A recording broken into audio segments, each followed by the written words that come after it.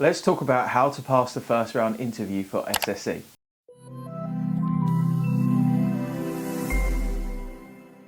What's up guys, it's Mike from Job Ready English here to help you get hired. We break down the recruitment and interview processes for world famous companies to help you pass their interview. Today we're going to be talking about the UK energy giant SSE and how you can pass their first round video interview. If you want more help with your SSE interview, make sure you check out our Pass the Interview pack down in the description below.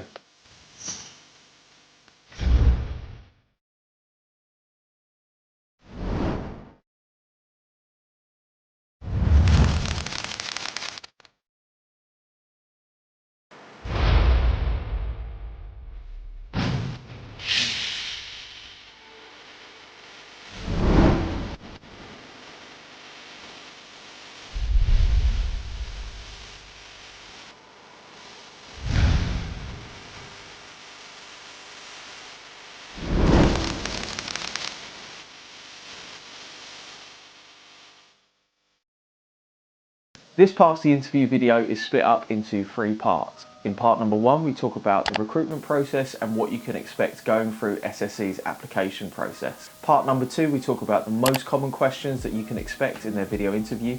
And part number 3, we talk about other questions we came across which you could also expect in their video interview. All of this is based on research from publicly available sources from candidates who have already been through the process this year, and therefore gives us an informed viewpoint about what you can expect from the process. So let's start off by talking about their recruitment process, which we've put into our research note, which you can find in your SSE Pass the Interview pack. So candidates reported the process taking about 2 months. They did an online application and an online test. They were then invited for an online interview. It was a situational style interview. It was a live interview, so people actually interviewed you. A subject matter expert and someone from HR was present, and it lasted about 45 minutes. Afterwards, there was an assessment centre, there was a group activity, presentation and individual interview. So that's what you can expect. So let's talk about their most common questions. These are the questions that were asked frequently. So whenever we do our research, we basically make note of questions where multiple candidates have said that they've been asked this question. So statistically, it's more likely that these questions are going to come up in your interview. So these are the questions where you really want to start off when you're preparing for SSE's interview or any interview. You want to think to yourself, well, what are the questions that get asked the most? I'll prepare for those first. Question number 1, why did you apply for this role? This is a similar variation to why this job. If you want an in-depth explanation and a free worksheet on how to answer this question, click the card up above. So when you're talking about why did you apply for this role or why do you want to do this job, make sure that you have the job description to hand. It's so important. A lot of times what people will do is that they just talk about themselves for as long as physically possible and say, well, I've done this and I've been here and I'm really good and I can start now and please give me a job. And that's not really the right way to go about the question, because you need to think about your audience, and your audience, whether that be in a video interview which is live or pre-recorded, whether it be face-to-face or a telephone interview, that person is basically sitting there and thinking, are you a good fit for me? Are you a good fit for the business? And really, they're only asking themselves 2 questions. Do you understand what the job's all about and what you do? And do you have the skills that are required for you to be good at this job? Now, answering these 2 questions is really going to help you to completely ace this question. Now, so split your answer into 2 parts. First of all, what would you do? Just explain what you do in the job. Now, you'd be surprised the amount of people who apply for jobs and really have no clue what they'd be doing. So when it comes to the interview asking this question, they're like, I don't know, I just wanted a job and stuff and to get paid. Give me a job. People have put no research, no thought, no understanding into understanding what they're doing. So just tell the interviewer what you would do in that job. The second part of this question, which you can also pick out the job description, is you'll notice they'll often ask for like key skills or desirable skills, or we're looking for the type of person who can be like this. And you want to pick out 3 or 4 of those things and say, hey, I've got really good client-facing skills because I've been working at Domino's Pizza as a cashier for the last 2 years and I have to deal with like 40 hungry people every Friday, so I know what it's like to deal with people and to work under pressure. So you talk about the skill and you provide the experience which demonstrates the proof. Bearing in mind, anyone can say anything or anyone can say that they're good at anything, but unless we provide proof, which is basically what I have experience of this thing, then it's just your opinion, isn't it? Question number 2, tell me about a time when you had to prioritize your work. So prioritizing work is a really important professional skill to have. Now you'd know this if you've already had a job. If you haven't had a job, or you've had a part-time job where you just kind of basically turn up and do one thing or a couple of things, then you'll know this from your academics. Basically, when you have lots of different things which are going on, you have to prioritize. You're like, well, it's quite important that I get this essay done for Monday. Probably not so important that I help Jack write his CV because he doesn't need that for another month. So this is a competency-based question, and we want to answer this by using STAR. The situation, where were you? The task, what do you have to do? The action, what are the things that you did? And the result, what's the cool thing that you achieved at the end of it? So talking about prioritizing things, I would say have at least 3 things. The reason being is, if you have 2 things, it's just like, well, I did A and then I did B. But if you have A, B and C, then there's an element of prioritization. There's more different ways that you can manipulate that. There will be 8 different ways that you could do those different things in order. So you have to prioritize. And when it comes to prioritizing things, it's basically like, well, what's important? What's the deadline? And what are my own, really, what's important to me? What are my own personal principles, ethics, morals and values that works around this thing? So it could be that actually your priority is helping Jack get his CV done because he's really struggling, he's feeling very anxious, and if you help him now, then it's really going to help him personally. That's a personal value for you. Or it could be that you want to get this essay done early so that you can have a rest over the weekend because you're prioritizing your self-care. And really, this is just about going through time allocation, planning and preparedness, and then diarising your time effectively and figuring out what's the stuff that you say no to give time for the stuff that you can say yes to. Question number 3, tell me a time when you led a team. So again, this is another competency-based question. Now, the most common question I get asked about this is to say, well, I don't really have any management experience, or I don't really have any leadership experience. That's fine. Now, most of you will have either, led a group, or maybe you've had an assistant manager position in the job that you have. Maybe you have been a manager. But if you haven't, remember, leadership begins with yourself. So there's a fantastic speaker who I really love called Jocko Willink, who wrote a book called Extreme Leadership, and he made an excellent point. Leadership begins with ourselves. Are we doing the things that we want to do? How can I get someone else to do the things that I want them to do if I cannot lead myself? And that means a certain amount of planning, preparedness, organisation, time management, discipline, realism. So leading myself could be, well, I wanted to get a 2-1 in my bachelor's degree and I got it. I wanted to be captain of my football team and I did that. I wanted to publish a series of blogs about living as a student and I did that thing. So if you don't have other examples of leadership, including other people, you can always talk about how you've led yourself and got things done, like you're a little army of one.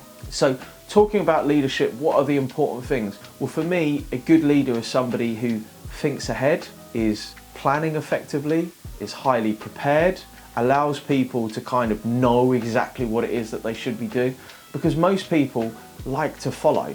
They don't like to be the ones that, they may speak out against leadership and they say, well, they're rubbish. And you say, well, why don't you do it? And they're like, no, I don't really want to do it. One of my favourite sayings comes from a US general whose name escapes me, and he said, lead, follow, or get the hell out of my way. And I tend to find that is often the case, that people want to follow, or maybe they just don't want to get out of the way.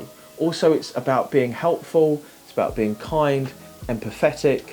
It's about also having like a strong positive attitude. There's nothing worse than turning up somewhere and looking to somebody who you idolize, respect, admire, love, and they're like, we're screwed. I don't know what to do. Everyone just go home. I'm just feeling super depressed today. Now, often in my own capacity as a leader, whether that be leading myself, leading a team, or leading a business, I've woken up in the morning and think, holy crap, I don't want to get out of bed. I feel super depressed. It's all a little bit too much. And then what did I do? I just got out of bed and I got on with it. Because ultimately, it's not about the feelings, it's about the facts. I chose to put myself into a position of responsibility, and therefore I need to take on the things that come with that position of responsibility, and not just the good stuff, also the bad stuff. So here are 4 other questions that we came across in our research for SSE. Question number 1, tell me about a time you had to deal with a difficult customer. Oh, love this question. So dealing with a difficult customer, it could just be with a difficult person if you've not had any work experience, or just dealing with a difficult problem if you've not had any experience of just dealing with difficult people. This is something that you do want to strive to do.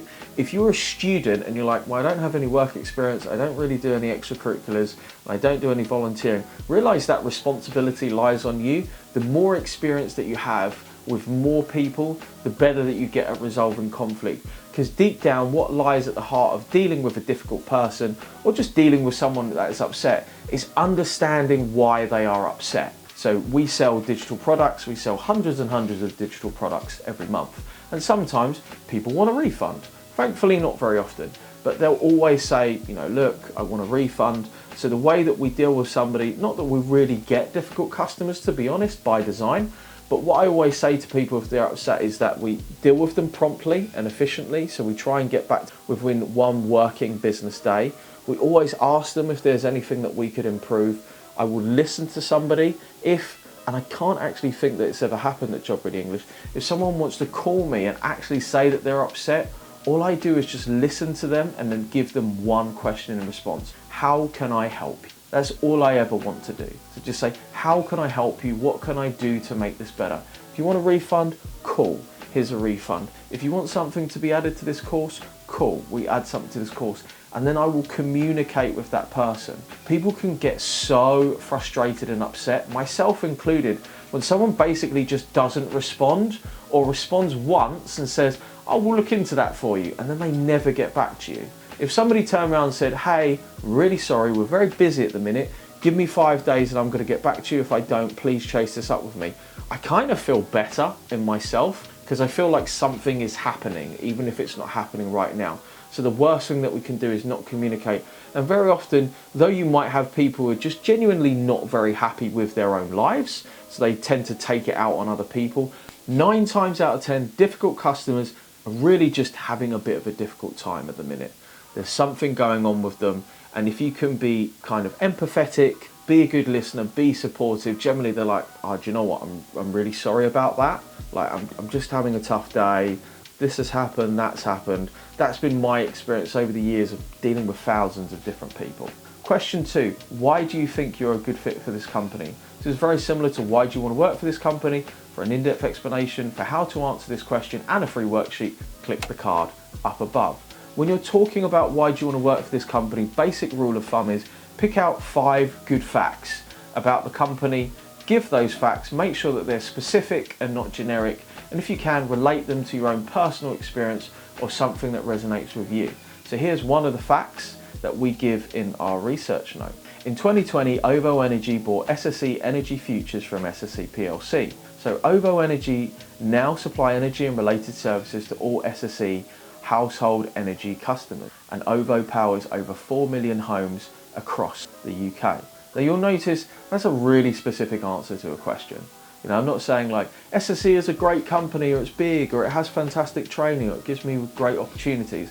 That's literally 9 out of the 10 answers that I hear when I do one-to-one consultation. So what we're really looking for here is just specific facts, and if you can, relating it to yourself. Question number 3, how is our company different or better than others? Now this is a really good question, and it's one that a lot of people struggle with, because they're like, I don't know, should I research all their competitors? Should I make like a table? Should I do a spreadsheet? Really all you need to do is just dig into some facts about the company itself. Now you can like search who are SSE's main competitors, and I think it's useful to state that within your answer, but then just concentrate on the specific things that SSE is doing that makes them a good company, the number of people that they serve, the technology that they use, the projects that they have, their corporate social responsibility projects, and so on and so forth. Don't worry too much about everybody else, just worry about SSE. And finally, question number 4, tell us about yourself. For an in-depth explanation of how to answer this question and a free worksheet, click the thumbnail up above. So tell me about yourself, personal introduction question. If you've never done an interview, please try and refine your answer to this question. It's a great way to start to get good at interviews. Learning to introduce yourself is a really great way of learning just how to be better at conversing with people, learning how to sell yourself, because the whole application process is really just about selling yourself. And a good personal introduction has 5 parts. What are you doing now? What have you done in the past, i.e. the last 3 to 5 years, your last degree, your last job? What's your work experience? Anything outside of work, extracurriculars, clubs and societies, and what are your skills and interests? IT skills, language skills, certificates that you've got, and finally, your hobbies. What is it that you enjoy doing in your personal time? And for a bonus for this question, if you can say like a kind of a fun fact about yourself. So sometimes I say to people, well, I'm actually a qualified martial arts instructor, and they're like, oh, tell me more. That's a really good way to start a conversation. It's also a good way to lead in an interview with live people, because the sooner the interview becomes a conversation, the better that you know that the interview is going, because they're kind of satisfied, or they basically think, wow, this person seems cool, let's have a chat and learn a bit more about them. Guys, I hope that you've enjoyed this video about your first round interview for SSE. Please like and comment down below on this video. How did we do? What did you like? Did we help you? What could we make better? Wherever you are, whatever you're doing, I wish you the best of luck in your interview and getting a job. See you later.